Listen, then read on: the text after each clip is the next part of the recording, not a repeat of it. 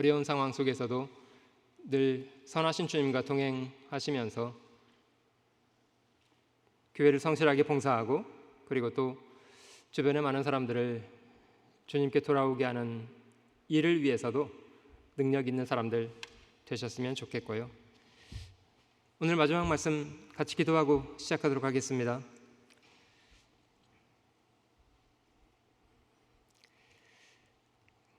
경배를 받으시기 합당하신 귀하신 우리 주님,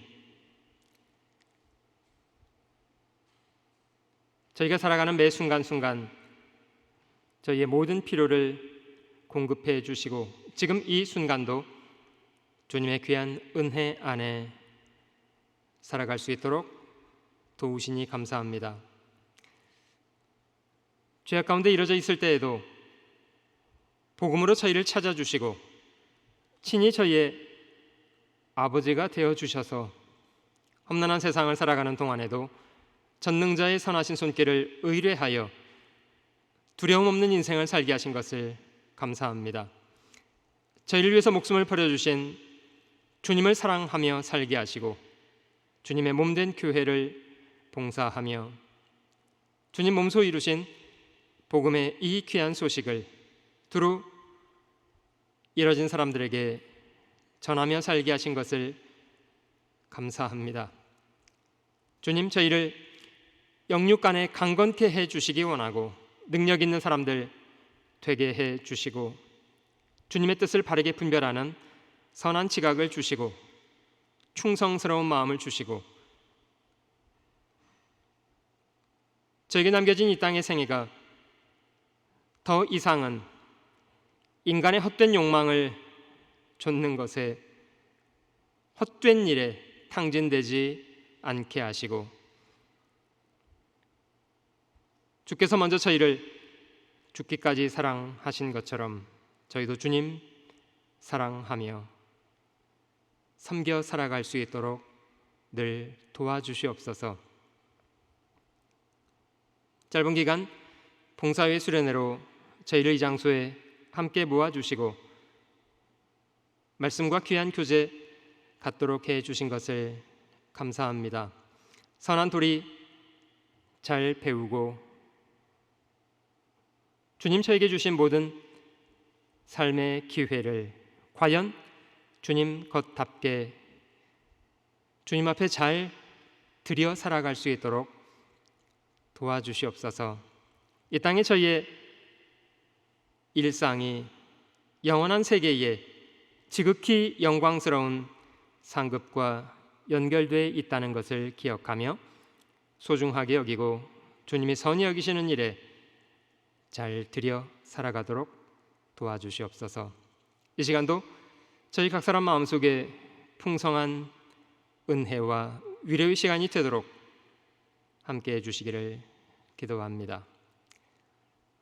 언제나 변함없이 저희를 사랑하시는 우리 구주 예수님의 귀하신 이름으로 감사하며 기도드립니다. 아멘.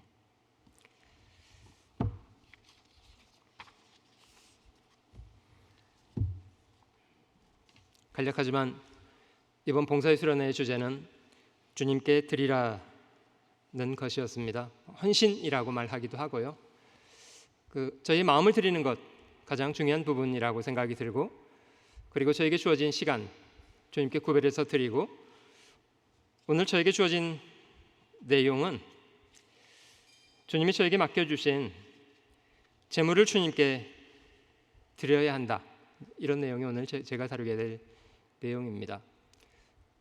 말 잘하는 것은 쉬운 겁니다만은 실제 그 사람이 진실한가를 입증하는 것은 단지 저희의 말이라기보다는요 저희가 시간을 어떻게 사용했는가 혹은 저희에게 주어진 재산을 저희가 어떻게 사용했는가가 실제로는 훨씬 더 정직한 것입니다. 씨는 저희가 심습니다만은 시간이 지나가면 열매를 저희가 어떻게 만들 수는 없는 거 아닙니까? 시간이 지나가면 저에게 주어진 삶의 기회를 저희가 어떻게 사용했는가에 대해서는 열매가 저에게 입증해 주는 것이라고 생각합니다. 저에게 주어진 시간, 무엇을 하고 살았는지 사실 저희가 진정하게 무엇을 위해서 사는 사람인가를 확인해 보기 원하신다면 다른 것을 볼 것이 아니라 저희의 돈 씀씀이를 살펴보면 저희가 무엇을 위해서 살고 있는가를 분명히 확인할 수 있습니다.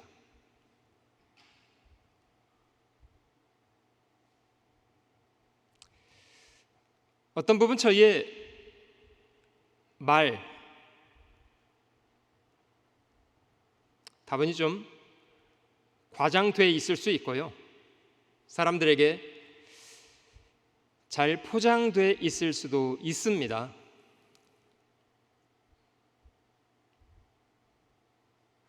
그런데 하나님은 저희의 과장되어진 말이나 포장되어진 외모를 보고 싶어 하시기보다는 하나님은 진실한 분이기 때문에 저희가 정말 마음을 하나님께 드리는지, 저희가 마음을 주님께 드리고 산다는 증거가 있다면 그거는 우선순위를 주님께 드린다는 것이고, 우선순위를 드리는 사람은 무엇보다도 자신의 시간을 주님께 드릴 수도 있고, 그리고 자신에게 주어진 재산도 주님께 잘 드리면서 살아갈 수가 있다.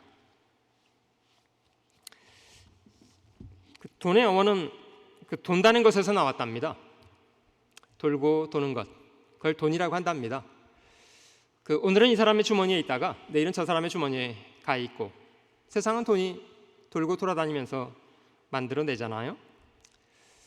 돈은 돌고 도는 것입니다만은 돈이 지나간 자리에는 그 돈을 사용한 사람의 마음의 흔적들이 남습니다. 선한 사람이 가지고 있었던 돈은 선한 목적을 위해서 사용되기도 하고요. 혹 악한 사람의 돈은 악한 목적을 위해서 사용되기도 합니다. 전도 10장에 있는 말씀에 돈은 범사에 응용이 된다, 이런 말씀이 있는데요. 오늘 저희는 돈에 대해서 공부를 좀 해 보시면서 저는 가장 중요한 것은 적절한 균형 감각을 갖추는 것이라고 생각합니다. 어떤 사람은 극단적인 태도로 나는 믿음을 쫓아 산다, 돈 같은 거 필요 없다. 사실 그것도 아니고요. 반대로 어떤 사람은 돈에 대한 과한 신뢰 혹은 돈에 대한 집착, 사실 돈이 파워가 있잖아요. 돈이 힘이 있기 때문에요. 실제 많은 사람이 돈에 마음을 빼앗기고요. 상당히 많은 부분은 마음이 돈에 붙잡혀 있습니다. 돈에 별로 자유롭지가 않습니다. 실제 돈은 저희 삶 속에 좋은 수단으로 꽉 붙잡아서 잘 다스리면 좋은데,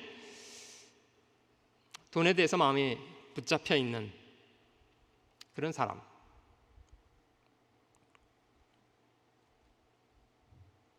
성경은 돈이 없어도 된다 이런 억지를 부리지도 않고요. 실제로 돈은 저희가 살아가면서 평생 저희 삶을 쫓아다니는 수단이잖아요. 건강한 사람한테는 숨 쉬는 것까지는 돈이 안 듭니다만은 병원에서 건강을 잃으면 어떤 경우는 숨 쉬는 것도 돈이 들어갈 수가 있습니다. 사실 돈은 어떻게 보면 저희 삶 속에 평생 쫓아다니는, 저희가 어떤 삶을 살았는가에 대한 것은 궁극적으로는 저희가 어떻게 돈을 벌었는가에 대한 것과도 직결될 수가 있고, 저희가 번 돈을 저희가 어떻게 사용했는가에 대한 것이라고 생각합니다. 제가 이제 균형 감각이라는 말씀을, 그런 단어를 사용했는데요.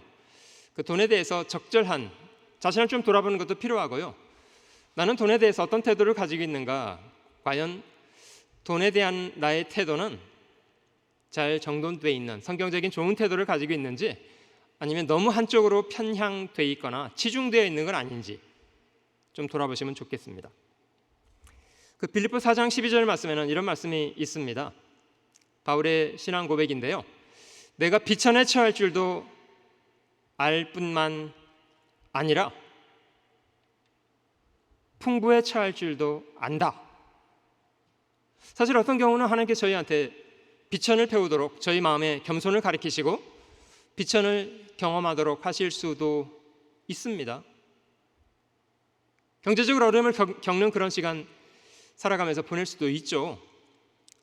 또 어떤 경우는 하나님이 저에게 풍부함을 경험하도록 하는 그런 시간도 있습니다.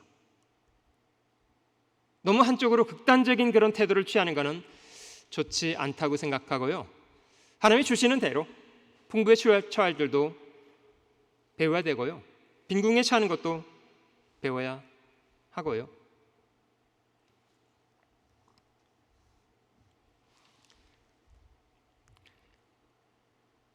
어떤 분은 저 밖에 나가서는 맥도날드 커피 한 잔 안 사서 드시는 분이 계시더라고요. 왜냐하면 헌금하는 것에 대한 부담 너무 있으셔서. 물론 마음을 온전히 드리는 차원에서는 그런 훈련도 좋을 수 있다고 생각이 들고요. 2주 전에 청년 수련회 하면서 그 청년들도 건축을 위해서 좀 우리가 주님께 더 마음을 드리고 재물도 드리자. 그래서 하루에 스타벅스 한 잔 마시는 거를 주님께 드리자.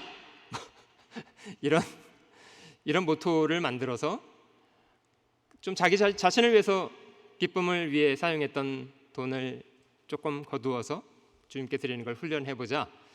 이렇게 정하기도 하고 그랬답니다. 스타벅스 매출에 좀 지장이 가겠습니다만은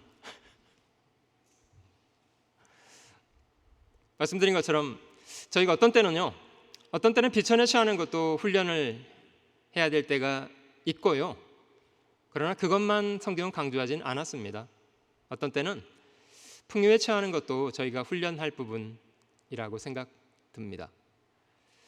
그 모든 만물을 창조하신 분이 저희 아버지시고요. 하나님이 자기 자녀된 사람들이 오직 비천에 처하는 것만 기뻐하실까, 이런 걸 질문해 보면 그 자식들이 부모가 주기 원하는 그런 좋은 선물을 건강하게 잘 누리는 것에 대해서 부모가 그거를 불쾌하게 생각하겠습니까? 제가 한번 목사님 같이 식사하면서 어떤 목사님한테 그런 말씀을 제가 잠깐 농담 삼아 드려봤습니다. 저희 너무 많이 먹는 거 아닌가요? 제 앞에 계신 목사님이 그러시더라고요. 하나님은 저 대왕고래 같은 것도 먹여 살리시는 분이세요. 우리가 먹으면 얼마나 먹는다고요? 이러시더라고요. 물론 하나님은 이 우주를 지으신 분이고 말 그대로 이제 모든 부요의 근원 되시는 분이시잖아요. 그리고 지금 저희가 누려 살아가는 모든 것을 저에게 다 분정해서 주신 분이시기도 하고요. 그런 하나님이 저에게 주신 이 부요에 대한 의미에 대해서도 저희가 잘 분별하고 과연 하나님이 저에게 기대하시는 뜻을 바르게 분별해서 적어도 재산에 대해서 너무 한쪽으로 편향되지 않고 잘 균형 잡힌 그런 태도는 배우실 수 있으면 좋겠습니다. 인간이 처음 범죄한 이후부터 그 하나님은 사람에게 종신토록 수고할 것, 종신토록이라는 말이 정년이 없다는 그런 뜻이지 않습니까?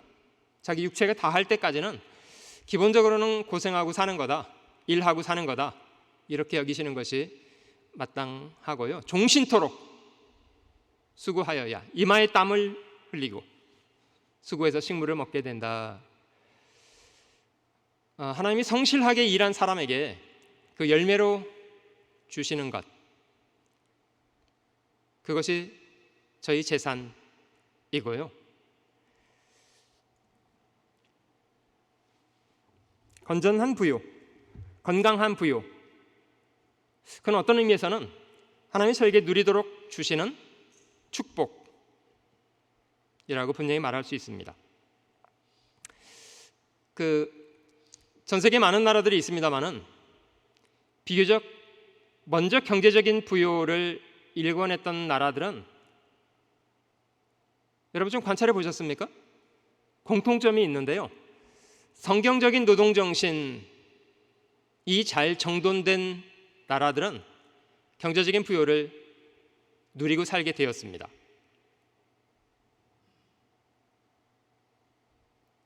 그러지 않습니까? 성실하게 일하고 일한 것에 대한 정당한 보상. 사실 성경은 저에게 건강하게 일하고 살라고 말씀하십니다.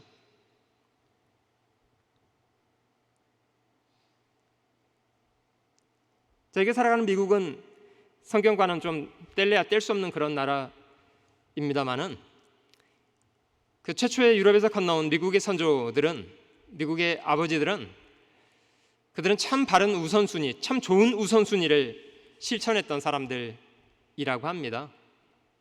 제임스타운에 가면 최초의 선조들이 처음 만들었던 집, 지금도 그 흔적이 남아 있는데요. 그들은 자기가 거할 집을 짓기 이전에 더 먼저 지었던 것들이 교회당을 가장 먼저 지었다고 하고요.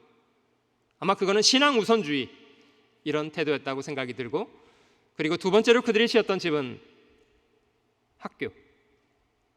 자신들의 미래를 위해서 아이들을 바르게 가르치기 위한 시설, 학교를 그 다음에 짓고, 그리고 나서야 자신들이 살 수 있는 집을 짓기 시작했던 사람들이라고 합니다. 그들의 그런 바른 우선순위, 그리고 성경적인 노동 정신, 이런 것이 미국을 건강하게 일궈낼 수 있었던 기초 바탕, 이런 거라고 생각이 듭니다. 잠언 22장을 한번 찾아보시면요, 저희 삶 속에 하나님이 일하시는 하나님의 간섭에 대한 부분을 좀 찾아볼게요. 잠언 22장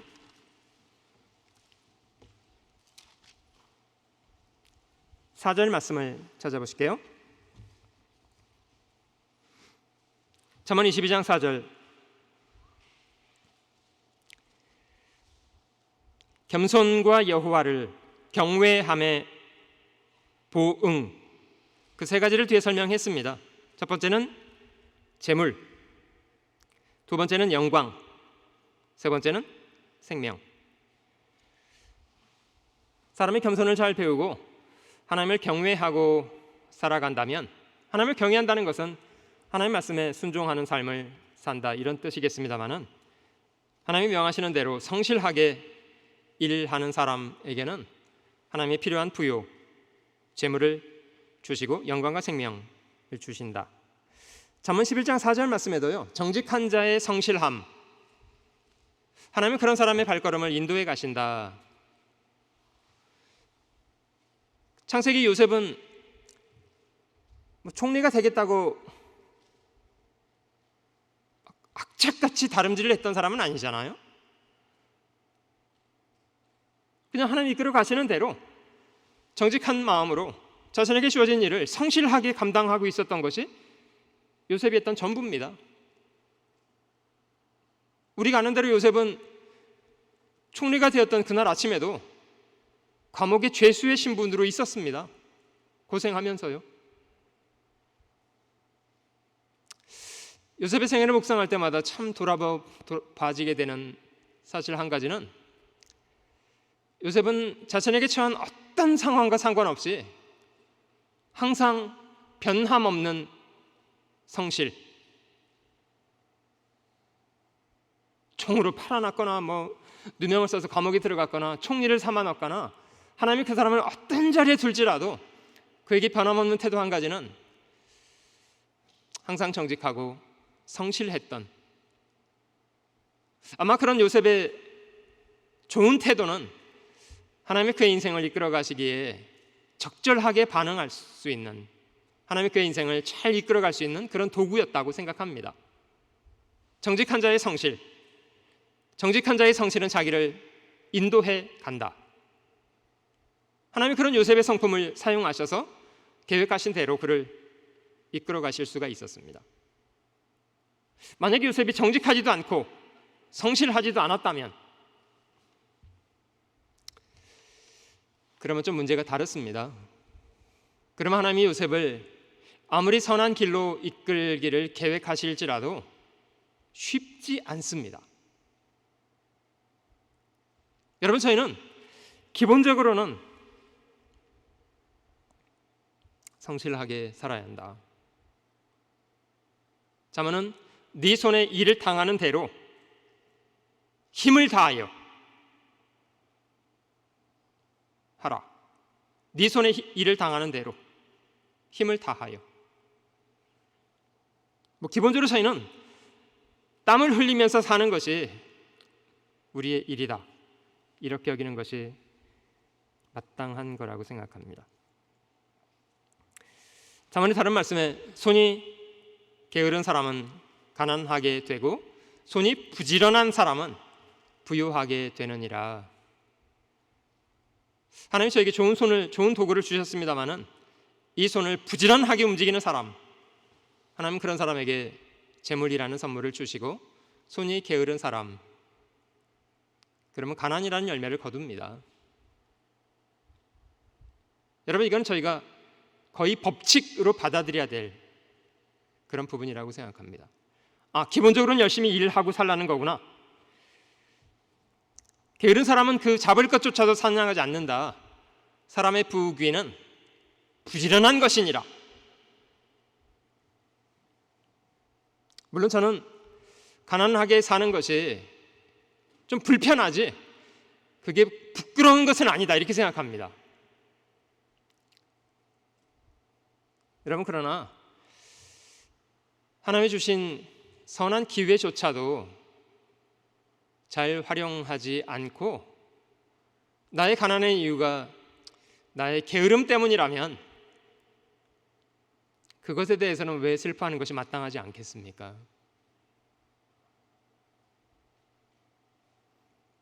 기본적으로 성실하게 일해야 합니다. 분명히 재물은 어떤 의미에서 하나님이 저에게 주시는 선물이고, 재물을 소유한 사람은 훨씬 더 많은 일을 할 수 있는 그런 기회를 부여받습니다. 여러분, 세상을 움직이는 원동력은요, 실제로는 돈의 힘입니다. 돈의 힘.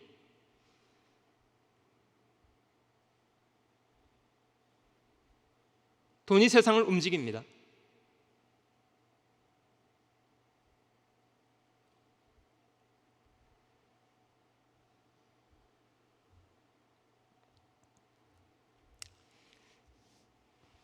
저희가 전혀 모르는 사람들이 이곳에 사람들을 동원해서 장비를 몰고 와서 이런 건물을 만들어주는 이유는요, 그 사람들이 저희를 좋아해서가 아니고요, 저희가 그들에게 지불하는 돈 때문입니다. 여러분, 분명히 돈이라고 하는 것은요, 긍정적인 속성이 있습니다. 참 좋은 도구입니다. 성경은 분명히 돈 같은 거 필요 없다, 이렇게 주장하지 않습니다. 저희가 발견하는 것처럼 잠언 30장의 아굴의 기도 가운데는 하나님, 제가 두 가지를 기도하겠습니다마는 죽기 전에 주시면 좋겠습니다. 한 가지, 하나님 정직하게 살게 해주세요. 한 가지. 두 번째는 하나님 너무 가난하게도 말고 너무 부하게도 말고. 왜냐고요? 너무 가난한 것도 위험한 일이고요, 또 한 가지는 너무 부유한 것도 위험합니다. 가난한 사람은 내가 남의 걸 도적질하고 내 하나님의 이름을 욕되게 할 것도 두렵고, 내가 너무 부유하면 배불러서 하나님이 누구냐, 이런 건방지고 교만한 태도로 살까 봐 두렵다. 두 가지가 다 위험한 위험성이 있습니다. 그래서 아굴은 하나님, 제가 정직하게 살게 해주세요. 하나님, 제가 적당한 부요를 누리고 살게 해주세요. 성실하게 일하고 하나님의 분정하시는 적당한 부요를 누리고 사는 것은 그것이 축복이라고 생각합니다. 반대로 저희가 조금 돌아볼 부분이 있는데요, 그거는 돈의 긍정적인 측면이 아니라요, 돈이 가지고 있는 부정적인 측면, 대한 겁니다. 실제로 돈이 많은 사람들을 움직이고 굴복시키게 만드는 힘을 가지고 있기 때문에요. 어떤 사람은 돈이 없는 것에 대해서 서러움을 많이 겪어보고 돈 많은 사람이 겉으로 보이기에 화려하게 살아가는 것을 부러워한 나머지 돈에 대한 조금 뒤틀린 그런 이미지를 가지고 사는 수가 있습니다. 돈에 대해서 집착하고요. 돈의 능력을 과하게 신뢰하고요. 이렇게 될 수가 있습니다. 주머니에 돈 없으면 어찌할 바를 모르고요.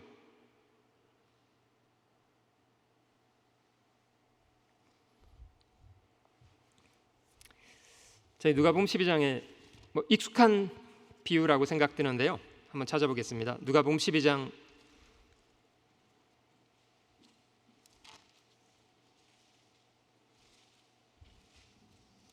13절을 한번 찾아보겠습니다. 누가복음 12장 13절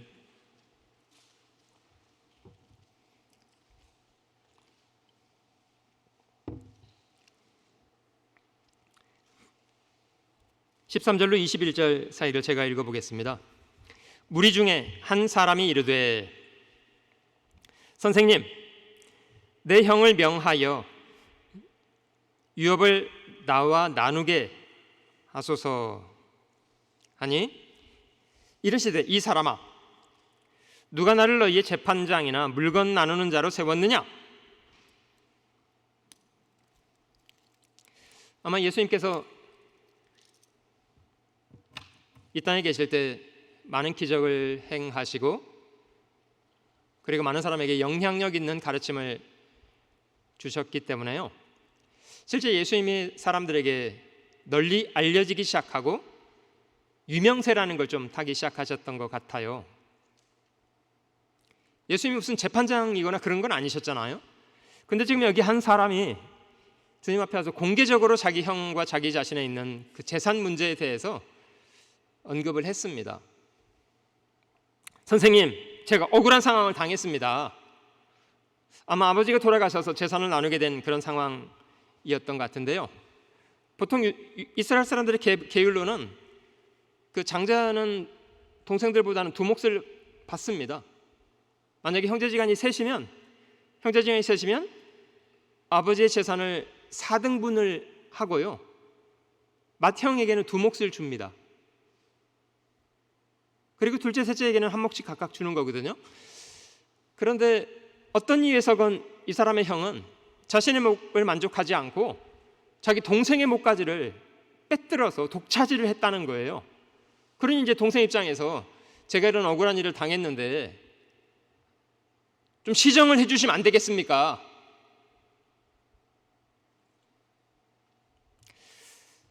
아마 예수님께서 그 사회 정의를 구현하는 것에 관심을 많이 가지고 계셨더라면 어서 네 형을 불러오너라! 이렇게 해가지고 공개적으로 타박을 하거나, 야 이 사람아, 네가 형이 돼서 두 몫을 먼저 받았으면 동생 몫은 챙겨줄 일이지. 아마 이 동생은 그걸 기대했던 것 같아요.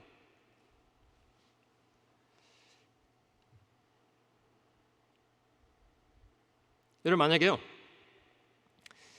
예수님께서 형을 불러다가 공중 앞에서 그 욕심 부렸던 것에 대해서 질책을 하고 강압적인 방법으로 재산을 나눠주도록 하셨다면,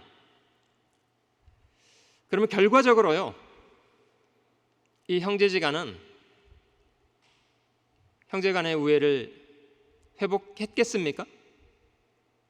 재산을 공평하게 잘 나눠주면 형제간의 우애는 회복을 했겠습니까?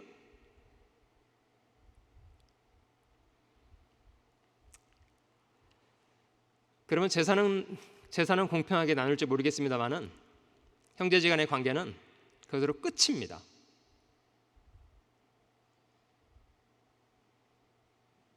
왜냐하면요, 문제의 본질은 거기 있는 것이 아니기 때문이에요.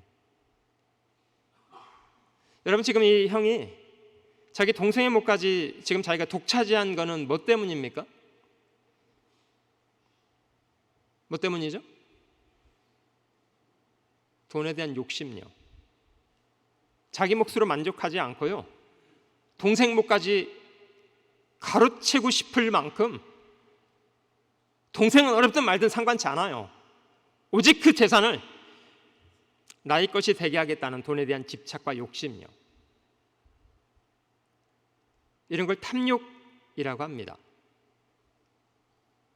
근데 이런 탐욕이라는 문제는요, 그 형의 문제만 아닙니다. 잘 보시면 동생은 지금 공개적으로 자기 형을 그런 사람이라고 고발하고 있는데요, 그게 형에게 어떻게 돌아가게 되리라는 거에 대한 거 생각 안 합니다. 동생도 형과의 자신과의 관계보다는 자신이 챙겨야 될 재산이 더 중요한 사람이에요.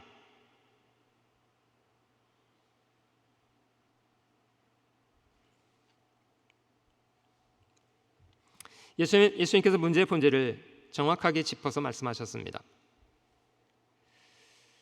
주님 말씀하시기를 누가 나를 너희의 재판장이나 물건 나누는 자를 세웠느냐? 그런 역할을 하지 않겠다고 말씀하셨는데요, 주님은 문제의 본질이 훨씬 중요한 것은 그 두 사람 마음속에 있는 바로 이것이라고 말씀하셨습니다. 15절에 저희에게 이르시되 삼가 모든 탐심을 물리치라. 영어는 covetousness라고 번역했는데요, 돈에 대한 욕망, 탐심, 삼가 모든 탐심을 물리치라. 사람의 생명이 그 소유에 넉넉한 데 있지 아니하니라. 주님은 탐심이 사람에게 어떤 일을 하는가를 경고하시면서 저희가 잘 이해하는 한 사람의 이야기를 그들에게 제시하셨습니다. 한 부자의 이야기입니다. 16절 또 비유로 저에게 일러 가라사대. 탐심이 어떤 일을 하는가를 잘 설명합니다. 한 부자가 그 밭에 소출이 풍성함에 심중에 생각하여 가로되 내가 곡식 쌓아둘 곳이 없으니 어찌할꼬. 또 가로되 내가 이렇게 하리라.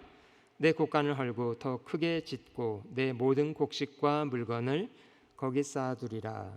또 내가 내 영혼에게 이르되 영혼아 여러 해 쓸 물건을 많이 쌓아두었으니 평안히 쉬고 먹고 마시고 즐거워하자 하리라. 한 부자가 있었습니다. 이 사람도 인간적으로는 대단히 성실했던 사람 같고요,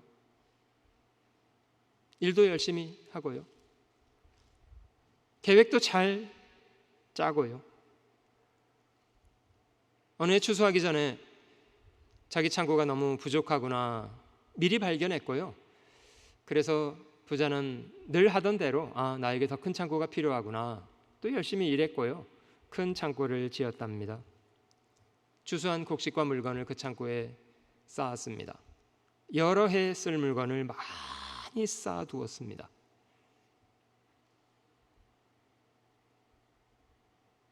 여러 해 쓸 물건을 많이 쌓아두었습니다. 부자는 계산하기를 나는 이제 더 이상 고생 안 해도 되겠구나, 내가 살기 위한 고생은 더 이상 안 해도 되겠구나 이렇게 생각을 했대요. 아쉬운 거는 그 부자를 향한 주권자의 계획은 다르셨다는 겁니다. 어떤 이유에서건 하나님은 그 부자에 대해서 몹시 실망하셨고요, 오랫동안 그 부자에게 허락하셨던 삶의 기회를 하나님은 중단하실 것을 선언하셨던 겁니다. 그 다음 구절에 이렇게 설명했는데요, 20절 하나님은 이르시되 어리석은 자여 오늘 밤에 네 영혼을 도로 찾으리니 그러면 네 예비한 것이 네 것이 되겠느냐?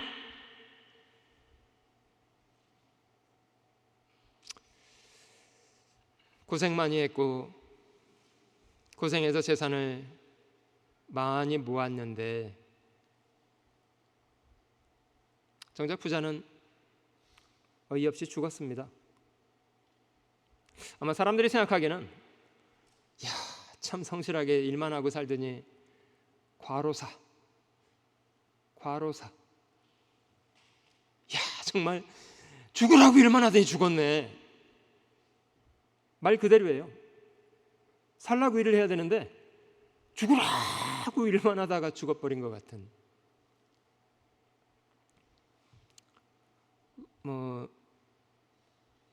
죽은 사람의 수위에는 주머니가 없다 이런 얘기 들으셨잖아요.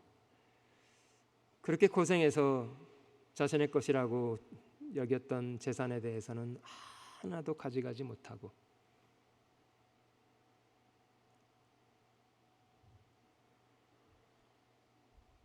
누가 영어 표현으로 그런 재미난 얘기를 하더라고요. 그 장례식 운구 차량 뒤에는 유홀이 쫓아가지 않는답니다. 의미를 이해하셨어요? 장례식장 그 사람 죽은 시체를 운구하는 그런 보통 리무진 같은 거 가죠.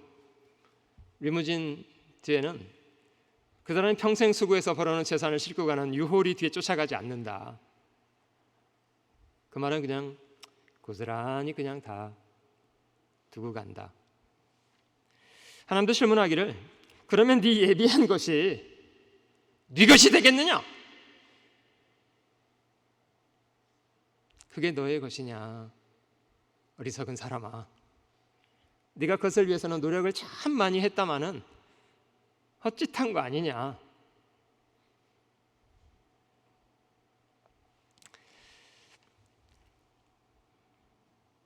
여러분, 저희가 혹 생각을 잘못한다면 하나님이 너무 가혹하시고 잔인하신 거 아닌가? 이 사람이 뭘 잘못했다고 이렇게까지 하시나? 사기를 쳐서 돈을 벌었다는 것도 아니고 도둑질을 했다는 것도 아닌데 그냥 성실하게, 인간적으로 보기에는 그냥 성실하게 자신에게 주어진 일 하면서 살았던 사람 아닙니까?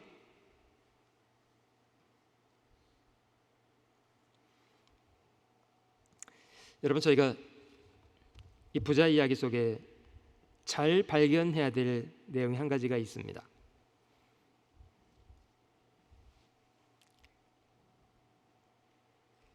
17절 말씀,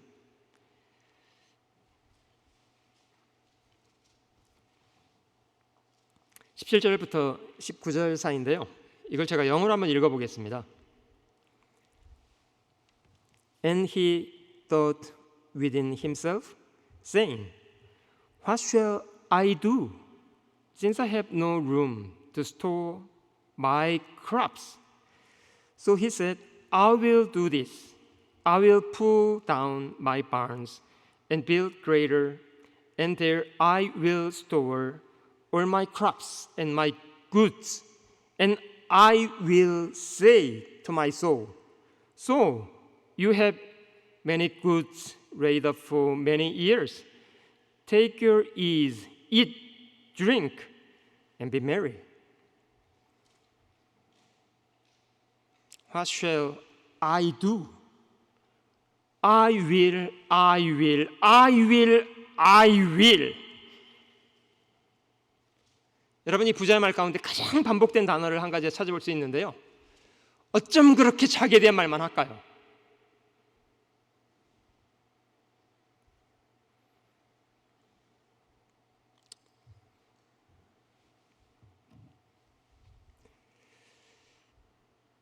여러분, 저희가 발을 붙이고 살아가는 땅은, 우리의 일터인 땅은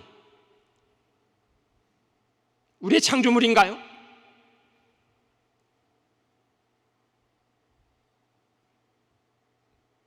일할 수 있는 몸은 저희가 스스로 만든 건가요?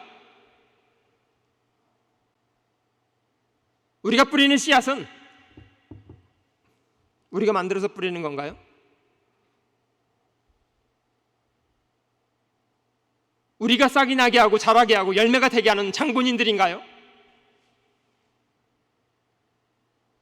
여러분, 한 사람이 성공하기까지, 이 부자가 이렇게 많은 재산을 모으기까지 그 배후에 누가 계셨습니까? 하나님이 계셨습니다.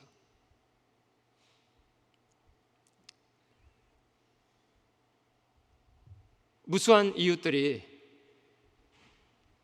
돕고 있었습니다.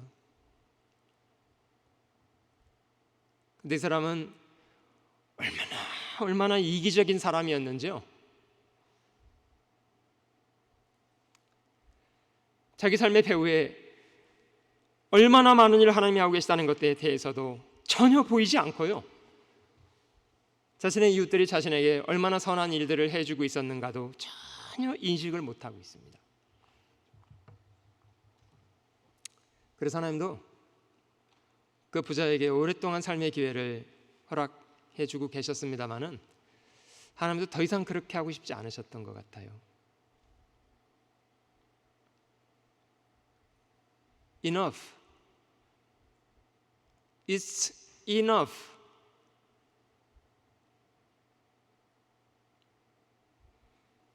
하나님도 그냥 중단했습니다.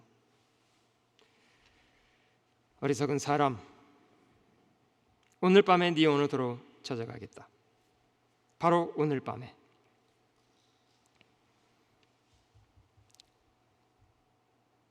물론 부자는 거역하지 못하고 그날 죽었습니다.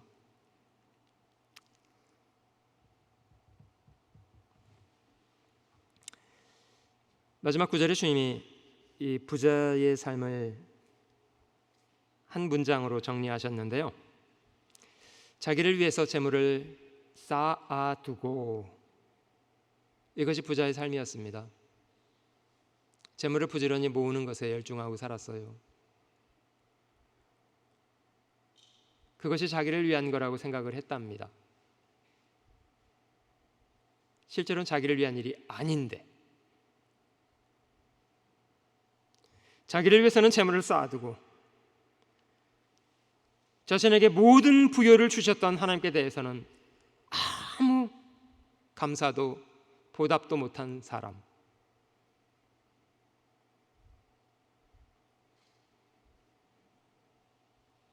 이런 삶이 정말 어리석은 인생입니다.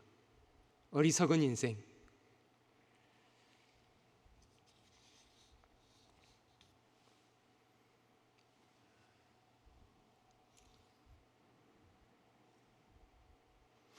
참 역설적이지만요, 소위 말해서 세상에서도 저 명품을 가지고 사용하고 사는 사람들 있잖아요. 재산 많은 사람들요. 뭐 자동차도 아주 좋은 차 타고 다니고, 뭐 모든 것을 다 뭐 의리의리한 것들만 사용하시는 분들 계실 수 있잖아요. 돈이 많으면 뭐 뭔들 못하겠습니까? 그런데 그런 걸 누리고 사는 사람들이요, 의외로 자신이 누리는 것에 만족도가 낮다는 거 아세요? 예를 들어 볼게요. 코롤라를 모는 사람과 람보르기니를 모는 사람이 있다고 해볼게요.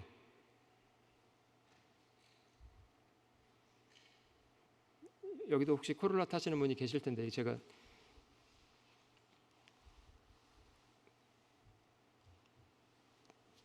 코롤라 타시는 분들은 대부분 자기가 타는 차에 만족하고 타시는 분들이 많이 계시답니다. 근데 람보르기니를 타시는 분들은 만족을 잘 못한대요. 이유가 뭔지 아세요? 코롤라 타는 사람은요, 자기보다 좋은 차가 뭐 깔렸기 때문에요, 별로 문제가 안 됩니다. 근데 람보르기니를 타는 사람은요, 웬만큼 좋은 거 누려본 사람이거든요. 그런데 자기보다 더 좋은 걸 누리는 사람이 늘 거스려요. 그래서 만족을 못 한답니다.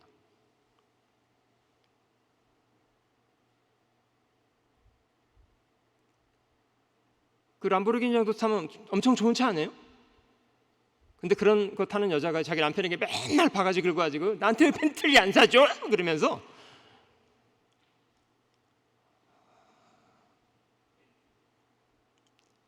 람보르기니가 더 비싼 차라고요? 전혀 모르겠네. 여러분, 저희의 불행은 가난에서 비롯된 것입니까? 아니면 이유가 다르습니까?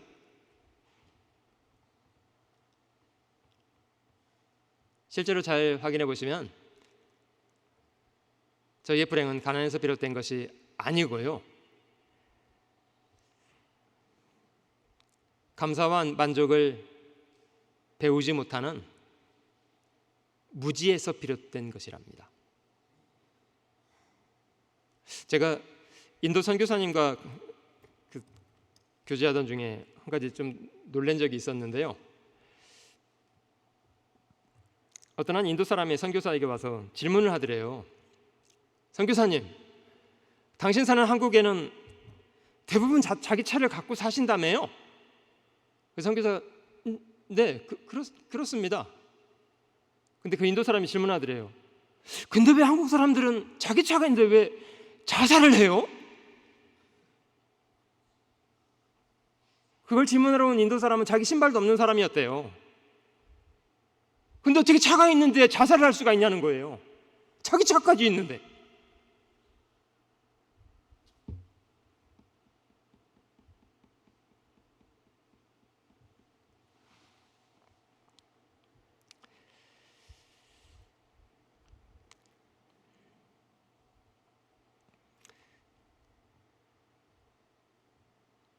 전도서 1장에 모든 강물은 다 바다를 향해서 부지런히 흘러간다마는 그 강물이 바다를 채우더냐? 어림없는 얘기다.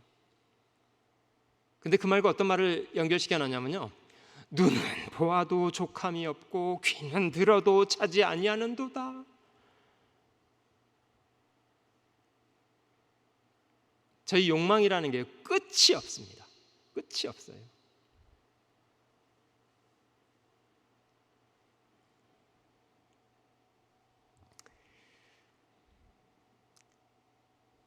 은을 사랑하는 사람 만족이 없대요.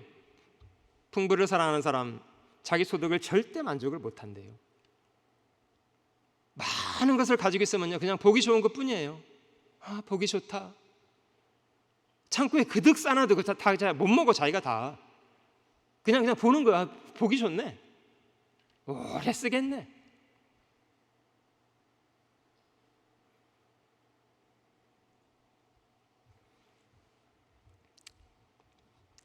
잠언 27장 20절 말씀에 음부와 유명도 만족함이 없고 사람의 눈도 만족함이 없느니라.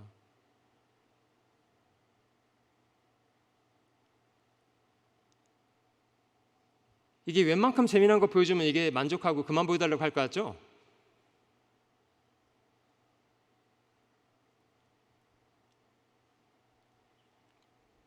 저희 눈은 얼마나 보여달라고 떼를 쓰는지요. 재밌는 거 보여줘.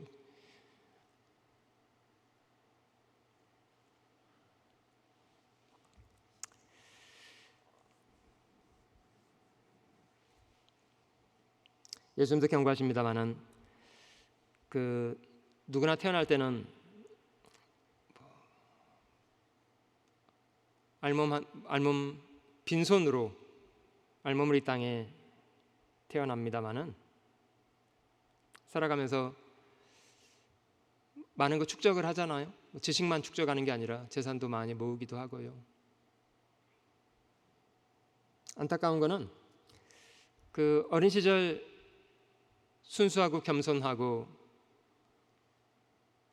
이런 태도를 어른이 돼가면서 재산을 모으고 부요를 쌓아가면서 태도를 살짝 바꿉니다. 그래도 가난할 때는 겸손했던 사람들이 재산 좀 모으더니 사람이 좀 태도가 달라졌어. 코로나 탈 때는 그래도 겸손하게 이렇게 사람들한테 낮추고 이렇게 하던 사람이 람보르기니를 타고 다니더니 사람이 이상해져 버렸어. 그런 사람 있으시죠?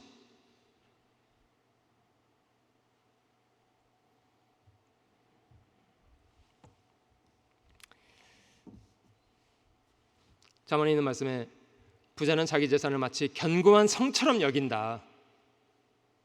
그게 자기를 지켜줄 거라고 기대를 한다는 거예요. 재물이 있는 사람이 하나님 나라에 들어가는 것이 얼마나 어려운지, 낙타가 바늘길을 들어가는 것만큼이나 어렵다. 왜냐하면 자신의 재산을 기대고 겸손하려고 하지 않기 때문에요. 여러분, 이 말은 그만큼 재산이라는 게 저희 마음을 붙잡을 수 있다는 것을 경고하는 겁니다.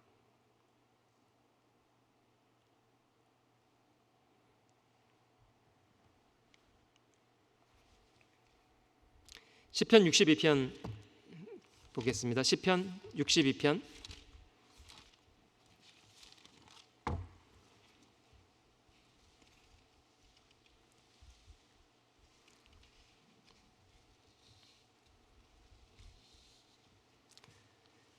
10절 말씀입니다. 포학을 의지하지 말며 탈취한 것으로 허망하여 지지 말며 재물이 늘어도 거기 치심치 말지어다. 너무 마음 두지 말아요. 그냥 잘 부려서 주신 하나님 앞에 바르게 사용하면 돼요. 너무 돈에 마음 두지 말아요. 잠언 23장에도 부자 되기에 애쓰지 말고 네 사사로운 지혜를 버리라.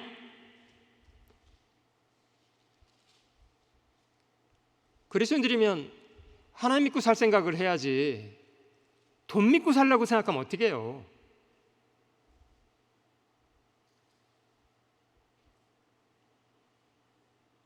제가 전에 참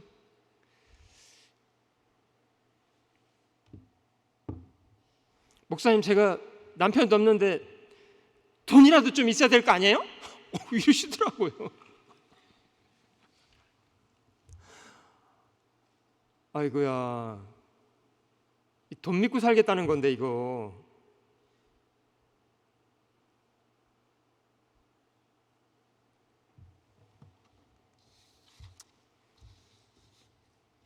믿을만 합니까?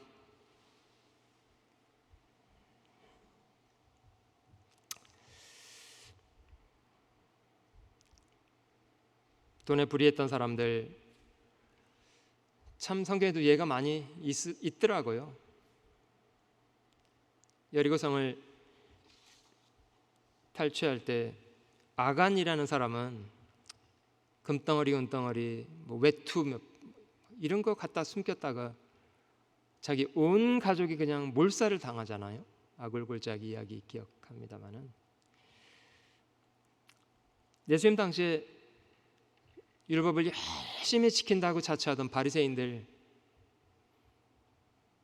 돈을 좋아했대요. 바리새인들은 돈을 좋아하는지라.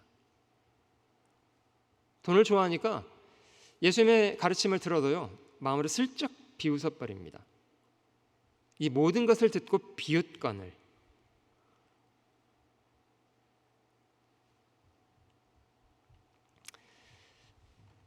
요한복음 12장에 베다니의 나사로의 누이 동생이었던 마리아가 일주일 후에 십자가에 돌아가실 주님의 자기 앞을 지나가시는 것을 딱 붙잡아서 정말 옥합을 깨뜨려서 저가 힘을 다하여 300테네론 이상 되는 그런 귀한 옥합을 주저하지 않고 아낌없이 깨뜨려서 그냥 주님께 쏟아 부었어요. 아무도 몰랐어요. 가룟 유다는 계산이 얼마나 빨랐는지요. 이걸 300테네론에 팔아서 가난한 자에게 줄 수 있었겠도다. 가난한 자를 염려한 거라고요? 아니요. 가난한 자를 염려한 거 아니에요.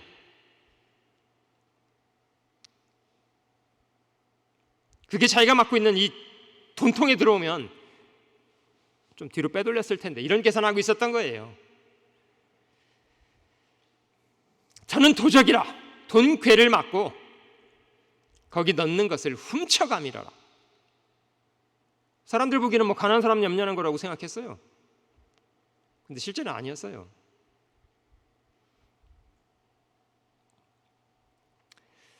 나중에 마귀가 유다한테요, 예수를 팔면 어떻겠냐 이런 생각을 집어넣었답니다.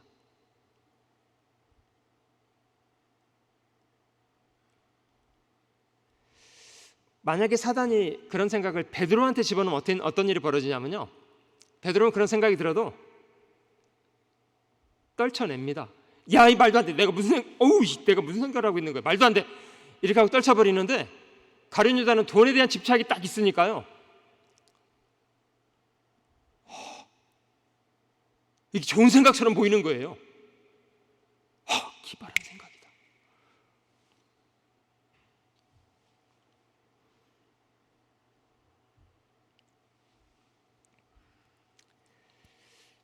여러분, 저희가 돈을 버는 것도요, 그리스도인이라면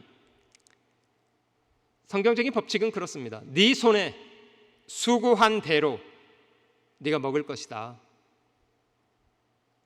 성경에 말하는 축복의 원칙은 그런 겁니다. 일하지 않은 것을 퍼주겠다는 건 전혀 성경적이지 않습니다.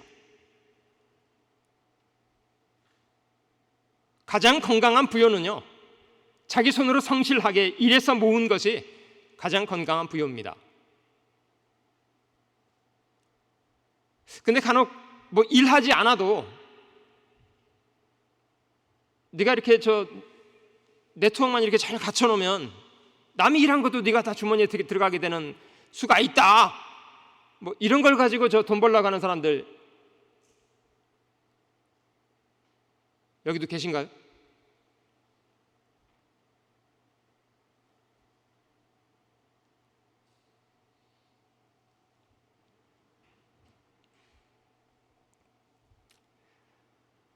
성실하게 일해서 돈을 모으되 불의한 방법을 동원해서 상대방을 속이고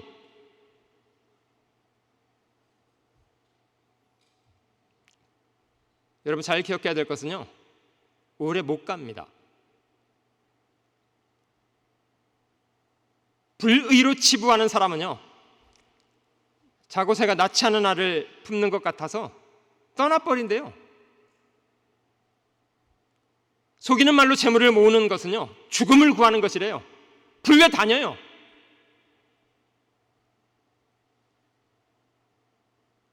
고생해서 정직하게 일해서 돈 벌려고 해야 됩니다.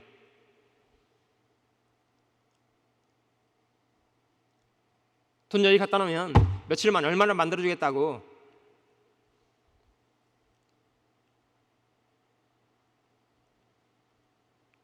부자 되려고 그런 거 하지 마세요. 저희는 하나님이 저에게 맡겨준 재산을 관리하는 청지기들인데 하나님이 그런 방법으로 재물을 늘리는 것에 대해서 박수치시겠습니까? 신명기 23장에 있는 말씀에요, 창기에 번 돈과 개 같은 자의 소득은 하나님 앞에 가져오질 말래요.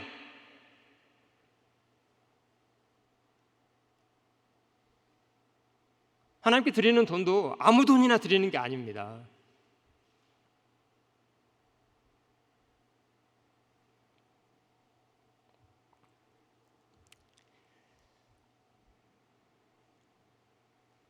돈에 대한 불의함은 참 돌이킬 수 없는 치명적인 손실을 갖고 오는 것 같아요.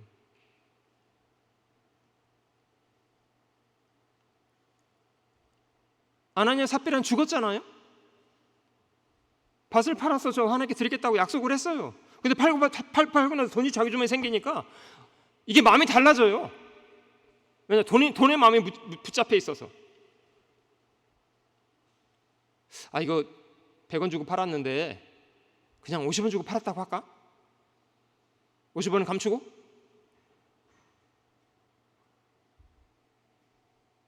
죽었잖아요, 아나니아 삽비라는.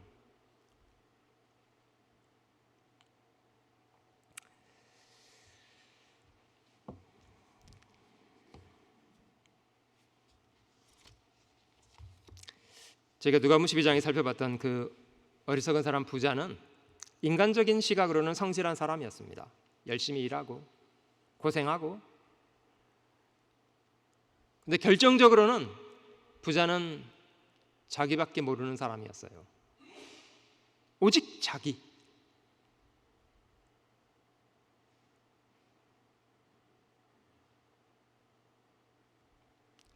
I'll do this, I will do that. It's mine. 이런 생각만 갖고 있는 거예요. 정작 모든 것을 주셔서 누리게 하신 하나님에 대한 이해는 전혀 갖춰져 있지 않고요.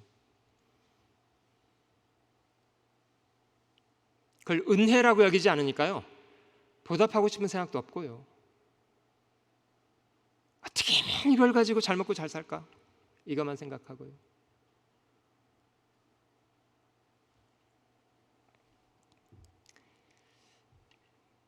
결과적으로 자신에게 주어진 인생을 참 허무한 것을 위해서만 탕진하다가 하나님 앞에 어리석은 사람이라는 평가를 받는 걸로 끝났습니다. 어리석은 사람. 여러분, 저희가 구원을 받았고요, 이제 하나님의 자녀가 된 사람들이 되셨다면 저희는 더 이상 그런 어리석은 인생을 반복해서 살지는 말아야 한다고 생각되지 않습니까?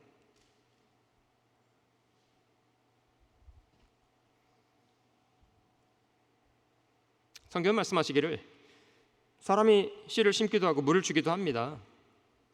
심는 이나 물 주는 이 아무것도 아니로되 자라나게 하시는 하나님 뿐이니라. 우리 삶에 함께 계시는 하나님의 주권을 바르게 인정하고 하나님의 주권 앞에 좀 합당한 태도를 가지고 우리에게 주신 기회를 어떻게 사용하고 살 것인가, 이거를 좀 정돈할 수 있으면 좋겠습니다. 네게 있는 것 중에 받지 않은 것이 무엇이뇨? 네가 하나님께로부터 받았을진데 어찌하여 네 스스로 난 것인 것처럼 자랑하느뇨? 우리의 모든 기회는 다 하나님께로부터 주어진 겁니다. 부인할 수 없이요.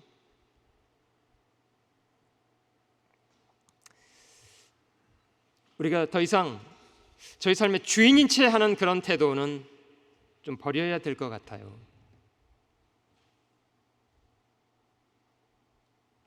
저희가 하나님 앞에 청직이라는 사실을 기억하는 것.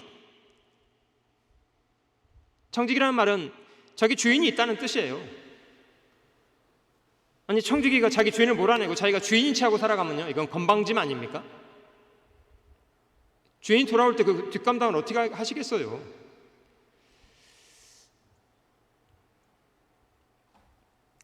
주님 말씀하시는 것처럼 지혜롭고 충성스러운 청지기가 되되 주인의 뜻을 잘 분별하고 또 충성스럽기까지 한 그런 청지기가 되는 것이 좋습니다. 누가복음 6장에 주님께서 유대인들에게 말씀하셨습니다. 너희가 나를 불러 주여 주여 하면서도, 이분은 주님이래요. 그러면 실제 주인 대접을 하든지,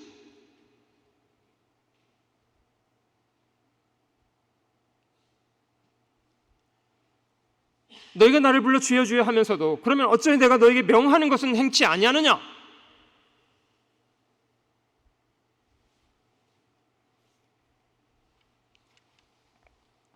주님을 저희 삶 속에 실제 주인으로 인정하고, 그런 사람은 자신을 청직이라고 여기게 되고 주인 앞에 선한 눈치를 보고요, 그리고 주인이 합당하게 여기시는지를 허락을 잘 구하면서 관리해 가지 않겠습니까? 여러분, 저희가 돈 씀씀이에 대해서 주님과 상의하고 주님께 허락을 득하고 이런 노력 필요하다고 생각되지 않습니까? 주님, 제가 이런 일을 해도 괜찮을까요? 마땅한가요? 주님 하지 말을까요? 주님 제가 이거 쓸까요? 이게 주님께 영광이 되는지 안 되는지에 대해서 질문하고 합당한지를 주님께 상의하고 허락하시면 쓰고 뭐 이렇게 해야 되는 게 이게 건강한 태도 아니겠습니까? 근데 그런 청지기 의식이 없으면요, 어쩔 수 없이 자기가 이제 주인인 채 하고요, 자기가 다 결정하고요, 그럼 어쩔 수 없이 그냥 이기적인 일을 위해서는 부요하고 주를 위해서는 인색한 사람이 되고요.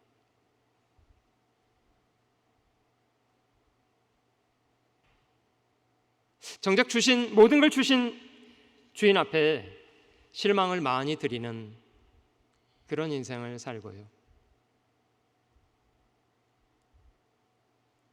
여러분, 저희도 경험합니다마는 불순종하는, 잘못한 거 돌이키지도 않고 불순종을 고집하고 살다가 평생을 징계받는 걸로 끝나는 사람도 있잖아요. 그리스도인인데 평생 징계만 받아. 아니, 징계라는 게 조금 받아서 이렇게 돌이키면 끝나야 되는 거잖아요. 근데 징계를 평생 받아. 왜냐? 끝까지 안 돌이켜.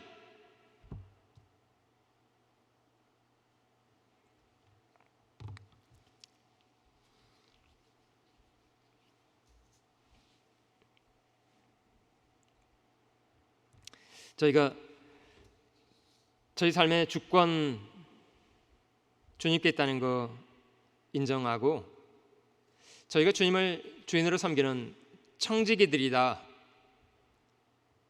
이런 태도로 돌아가는 것이 가장 핵심적인 부분이라고 생각합니다. 그럼 비로소 내가 가지고 있는 재산에 대해서 이건 내 거다, 이런 잘못된 인식보다는 주님이 나에게 잠깐 맡겨놓으신 기회이다, 그래서 이 기회를 과연 주님이 기쁘시게 여길 만한 것을 위해서 잘 관리하고 잘 사용해야 되겠다, 이런 바른 인식이 생기고요.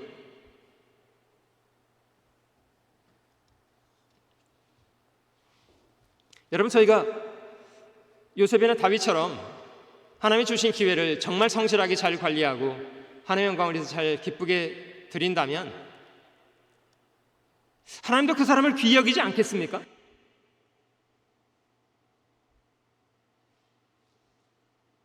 모든 부여의 근원 되시는 하나님이 더 믿고 맡기실 거라고 생각되지 않으세요?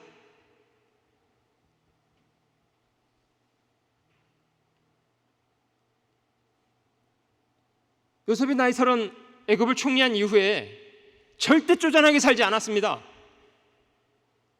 그가 뭐 부자가 되려고 애를 썼습니까? 아니에요. 부자 되려고 애쓴 적 없어요. 그냥 자신에게 주어진 거 성실하게 한 것뿐이에요. 근데 하나님은 그를 영광스럽게 하셨습니다.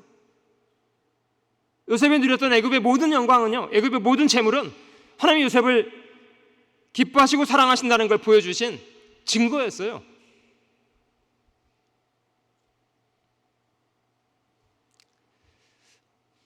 하나님이 사울 왕을 폐위하시면서 사울을 대신할 왕의 재봉을 차지했던 중에 다윗을 만났다고 합니다.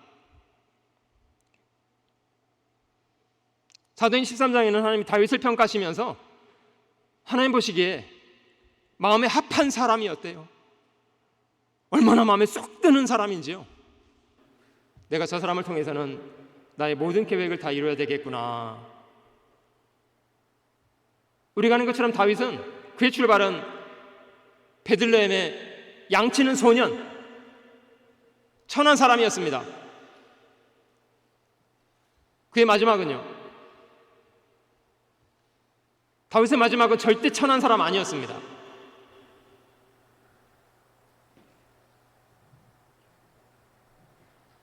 여러분, 성경에 가장 많이 등장되는 이름은 예수님입니다.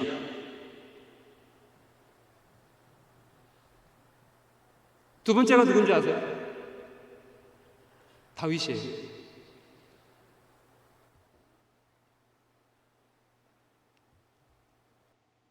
예수님이 다윗의 자손으로 오셨기 때문에요, 사람들이 예수님을 지칭할 때마다 다윗의 자손이에요, 다윗의 자손이요, 이름이 같이 따라다녀요. 예수님의 이름 앞에 다윗의 자손이요, 나를 불쌍히 여기소서.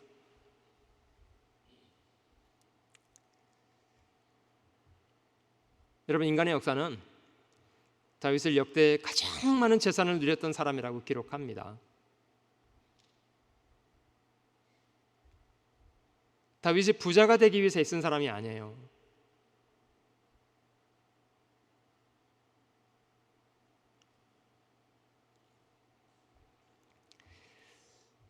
참 제가 다윗의 인생을 공부해보면서 마음에 많이 위로가 됐던 건요, 정말 다윗은 돈에 대해서는 깨끗한 사람이었더라고요. 돈에 대해서는 집착이 없었던 사람이었더라고요. 저희가 이해하는 그 시글락 사건 있잖아요. 다윗이 블레셋 왕을 도와서 유다와 전쟁터에 잠깐 나간 때가 있었는데, 블레셋 장수들이 저 사람은 골리앗을 죽였던 사람인데 우리하고 못 나간다, 그 왕에게 탄원을 내서 다윗이 자기 동족과 싸우는 것에서 전쟁을 나가지 않고 다시 시글락으로 돌아갔던 적이 있습니다.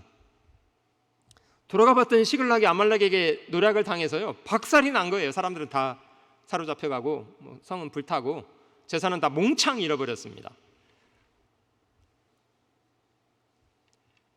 다윗이 하나님께, 하나님 제가 쫓아갈까요? 쫓아가라, 정령 회복하게 될 거다.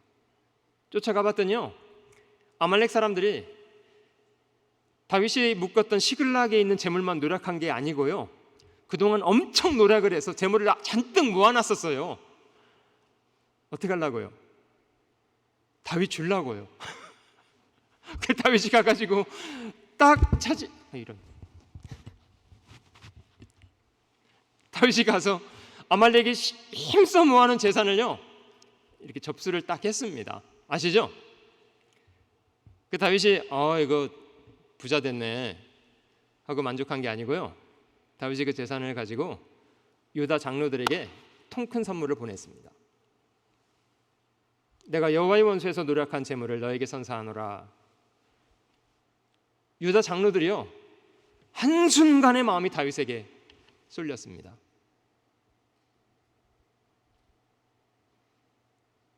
다윗이 전쟁하면서 많은 노량물을 얻었습니다마는 그것으로 개인적인 치부하는 것에 눈이 빨랐다고요? 아니요, 다윗은 하나님께 드리는 것에 성실했던 사람. 하나님이 다윗을 사랑할 수밖에 없었던 이유는요, 참 돈에 대해서 깨끗해요.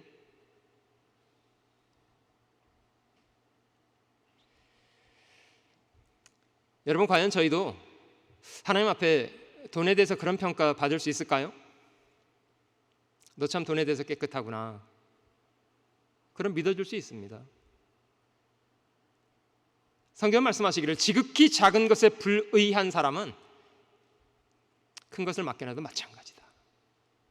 뭘 믿고 맡기겠냐. 여러분, 저희가 돈에 대해서 하나님께 믿음을 드리지 못하면 뭘 가지고 만회를 하시겠습니까? 하나님 믿어주세요. 좀 믿어주세요. 하나님 말씀하시기 뭘 갖고 믿어주길 바라니?